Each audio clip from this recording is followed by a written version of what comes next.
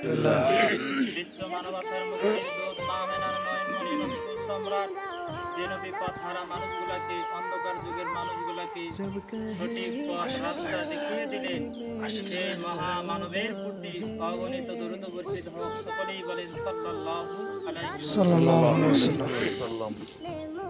আল্লাহ নবী বলেছেন, তোমরা যদি আমার পথে একটু সময় ব্যয় করো, আমলাকা ইয়াদাকা গিনা, আমি তোমার হাতকে, আমি তোমার জীবনকে টাকা পয়সা দিয়ে পরিপূর্ণ করে দেব।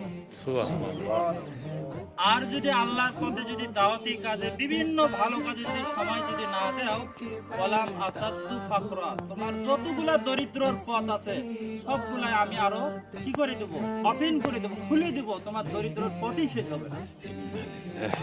আল্লাহ তাআলা আমাদেরকে যেন বেশি বেশি এই দাওয়াতি কাজে অংশগ্রহণ করার তৌফিক দান করুক। সকলেই বলেন আমিন। আল্লাহুম্মা আমিন। হযরত আদম আলাইহিস সালাম থেকে যত মুমিন মুমিনাত অন্ধকার কবরে চলে গেছে, আল্লাহ তাআলা যেন তাদের কবরগুলোকে জান্নাতবাসী করুক। সকলেই বলেন আমিন। আল্লাহুম্মা আমিন। আমরা যারা পাঁচ ওয়াক্ত সালাত আদায় করি, আমরা যেন হালাল রুজি কামাই করে খায়া এই পৃথিবী থেকে চলে যাইতে পারি।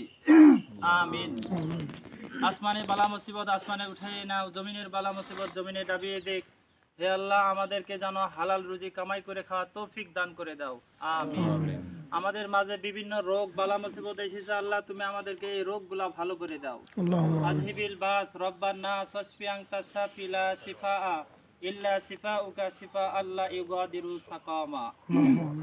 সকলেই বলেন সুবহানাকা আল্লাহুম্মা ওয়া বিহামদিকা আশহাদু আল্লা ইলাহা ইল্লা আনতা আস্তাগফিরুকা ওয়া আতুবু ইলাইক। আসসালামু আলাইকুম ওয়া রাহমাতুল্লাহি ওয়া বারাকাতুহু।